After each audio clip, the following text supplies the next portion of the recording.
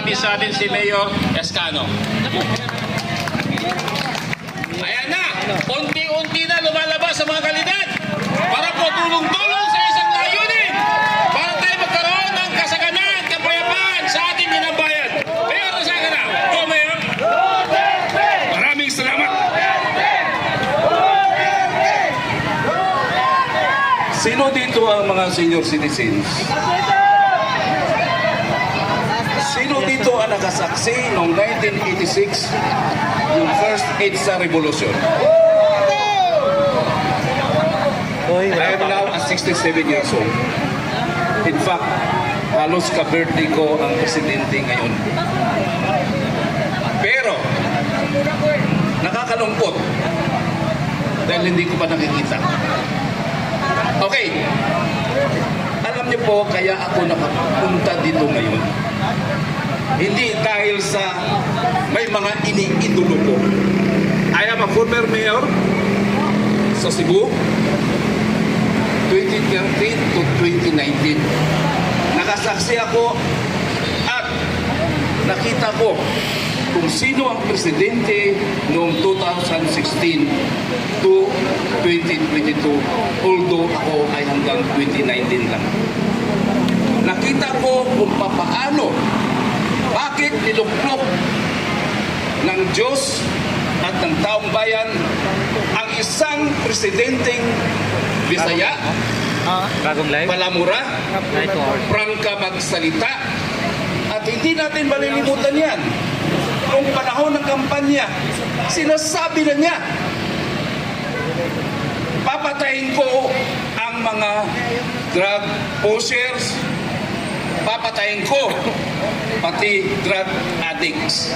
Pero, ang nangyari, pati nga mga simbahan noon, kasi ako, pagsimba ko, Desembre, tuwing linggo nagsisimba ko, pati pare, sinasabi na, darating na ang sa Bisaya manluluwas, Savior. Kaya sabi ko sa pare, teka, mukhang mali ata ito pero hinayaan ko lang. Tapos, siyempre, kung noong panahon na yun, ay kung talagang galit at ayaw ng mga tao dahil sa mga kalaban noon ng ating presidenteng PRRD ay mga political animals, suportado ng mga political animals, ibig sabihin, kumplito, rekado sila sa mga logistics ng lahat, kung ano pa. Alam mo, no, siguro alam naman natin lahat yan, na mismo ang mga kalaban ni Mayor Digong Duterte noon, Mayor pa siyang tumakbong as presidente, namimigay ng kung ano-ano, mga t-shirts, pagkain dito, lahat-lahat binibigay. Pero nagulat ako doon sa bayan ko at sa ibang bayan, nabalitaan ko rin, na nakapila sila sa printing press para sa t-shirts. At ang sinusuot nila, hindi yung mga binibigay ng mga kandidato naging kalaban ni PRRD noon. So doon pa lang nakikita natin totoo ang pare na sinasabi na darating ang manluluwas o ang Savior. Okay. Natapos na kung kailan humarap si PRRD sa Kongreso at sa Senado. Nalaman na ng lahat saan ka makakita ng isang Pangulo na consistent na sinasabi niya before siya naging presidente at consistent nung siya ay nakaupo sa loob ng 6 na taon at consistent pa rin nung hindi na siya presidente at sinasabi niya, I am accountable. Kaya ba ng presidente ngayon na sasabihin niya I am accountable sa lahat ng mga nangyayari? Hindi! Siya accountable, sir! Sinungaling Mismo ang mga kabinete, hindi na natin hindi natin napakinggan. Hindi natin nalalaman kung gumagawa o nagtatrabaho ba sila. Okay.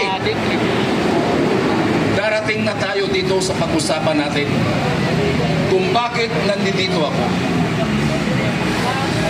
Walang nag-anyaya sa akin dahil nasubrahan na ako ako at punong-puno na, kaya naalala ko tuloy, baka mangyari na naman ang nangyari noong 1986 at mangyayari sa 2024. Yes! Ayaw natin ng gulo. Meron tayong mga electoral process. Pero tanong natin, ang ganda ng unit team, 31 million ang bumoto. Pero ang tanong, bakit ngayon biglang pumutok, sumabog? Saan nag-umpisa? Bakit hindi nagbago? Ating pa rin si BBM! Yes! At ang isa, sa nag-umpisa kung kailan nila gustong durugin si BP Sara ay dahil nakatingin na sila para sa 2028 eleksyon kung sino maging Pangulo. Sino nag-umpisa? Sa Kongreso. At ang matindi, ito na po, Si Tambulos hanggang ngayon ang pinag-uusapan ang confidential fund. Para po sa hindi nakakalam at lalo na sa mga nanood ngayon na nagbingi-bingihan pa rin kung ano yung pinag-usapan ang pinagmulan. Ang confidential fund po, yun po ang tinatawag na intelligence fund. Yun din po ang tinatawag na contingent fund. Bilang isang mayor, ang lahat ng local government units sa buong Pilipinas at kahit ang national government agencies, mayroon po silang contingent fund or confidential fund or intelligence fund. Sa amin, sa local government units, nakasaad dyan na 5% ng budget na nakaalat para sa peace and order at 30% ng 5% na yan na nakalaan ay intelligence fund. Lahat ng bayan, city, munisipyo, except barangay, mayroong tinatawag na intelligence fund.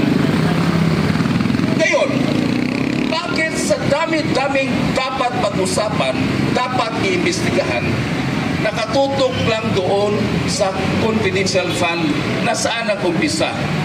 As a Vice President, nung nakaupo noong 2022 dahil nandyan pa ang unit team, bakit si BP Sara lang ang iimbestigahan? Bakit hindi kasama ang Office of the President? Bakit? Sino nagbigay ng pundo? Wala sa GAA yun. Binigay na pundo through DBM, Department of Budget and Management. Sino nag-approve niyan? Ang Pangulo ng Pilipinas. Ngayon, nakakasakit, nakakatuliro na. Napabalik-balik kung ano man ang Diyos ko por santo, mayroon tayong commission on audit. Nagugulat na lang ako. Allah, ang Kongreso pala ay auditor na. Nawala na yung commission on audit. Kaya sabi ko nga baka gagawa sila ng batas na magkaroon na ng commission on audit na bago na under ng legislative branch ng gobyerno o ng Kongreso. Pero ito po, sasabihin ko po sa inyo at sa lahat ng hindi pa nakaintindi. Ito po ang hindi lang na nagsisimula o hindi lang ito na ang panahon na sinasabi natin sila ang nag-umpisa, tayo ang katapos. Ang ginawa nila ngayon kay Atty. Lopez, sobra na. Tama na. Isang abogada nakakaintindi sa batas. Kasi ako po, hindi naman po ako abogado, isa lang po akong certified public accountant, isang auditor. Ang naintindihan ko lang sa sinasabi ng contempt, ang sinasabi contempt of court. May nakalagay court. Wala namang sinasabi ng contempt of Congress, contempt of Senate, contempt of court. Ibig sabihin, may korte. Pero anyway, itong ginagawa kay Atty. Lopez ngayon, hindi lang sa human rights violation, binabalik na nila ang batas na gusto pa nilang dalhin sa correctional Sino-sino bang dinadala sa correctional? Yung nasa piskalya pa nga, hindi nga pwede dalhin doon eh. Di ba? Dahil may due process. Pero itong ginagawa, mas mabuti pa, magdeklara na lang siguro ang Pilipinas ng martial law. Mas maintindihan pa siguro natin. Di ba? Kasi ginagawa ng martial law eh. Ginagawa na yung babaliin ang nasa democratic form of government. Nababali na kung saan wala ng independence sa bawat ahinsya or gobyerno. Ang Commission on Audit sinasaklaw na ng legislative, ang Office of the President sinasaklaw na ang lahat ng pwedeng gawin, pati batas ay pwedeng baguhin. Pero ayaw mag-practice! Yes, isa sa nakakalungkot po, balik po tayo doon sa abuso sa droga. Nakakalungkot po kasi ang naririnig lang natin noon is shabu. Pero nung pumutok ito sa bagong administration, meron palang letter C. Ano yun? Cocaine. Kasi may nagsabi din sa akin na ang cocaine din pala ay ginagamit lang ng mga pangmayaman. Ang pangmahirap daw is shabu. So, sa bagay, sinasabi naman talaga na ang isa sa magandang negosyo daw ay ang droga. Kaya nga galit na galit ang ating PRRD. Tapos nakapokus lang sila doon sa droga na abuso daw na ginagawa ng presidente noon. Ito, itatanong ko rin sa inyo kasi ako, sumusunod din tayo sa executive order ng mga presidente noon, si PRRD. Example lang, yung no smoking. No smoking, pinatupad natin yan. May EO. May EO ang Pangulong President Rodrigo Roa Duterte noon na ang lahat na magyuyusi sa publiko or sa mga lugar na pinagbabawal, sa mga sasakyan na publiko, etc. Kahit sa mga restaurants doon sa lugar ko noon, pati nga mga turista, sinisita ko. Bakit? Nakakasama talaga. Totoo. At nung pumunta kami sa Davao City, nagulat kami. Walang hiya. 10,000 ang multa pag nahuli ka o nakita ka na nag-UC. Tinatanong ko, bakit 10,000? Ang sabi sa akin, Mayor, pag 1,000 lang, napakadaling bunutin sa pitaka at pwedeng magmulta agad. So, ibig kong sabihin, very effective kasi doon pa lang. Ito pa. Siguro alam natin noon na pinagbabawal na yung mga nakaparada sa mga iba-ibang mga lugar na nakaharang. Yung mga easement na kinukuha. Isang salita lang ng ating Pangulong Duterte noon. Anong sabi niya? Doon sa sekretary ng DILG na alisin ang mga ganun. Akala namin dito lang sa Metro Manila o sa mga urban cities, pati pala sa mga probinsya na-implement ang EO noon na sinasabi na kailangan linisin ang lahat ng mga dinadaan ng mga tao na hinaharangan.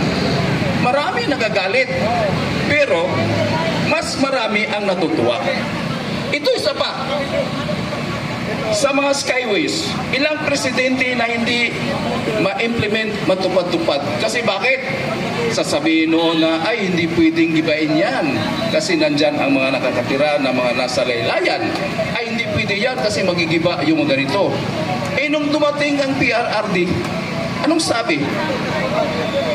Kasi magaling din ang DOTR noon, no? Matapang din. Ang sabi, litsing yawa, bayaran naman sila eh. So ganun ang dapat ang Pangulo na dapat kailangan ng Pilipinas.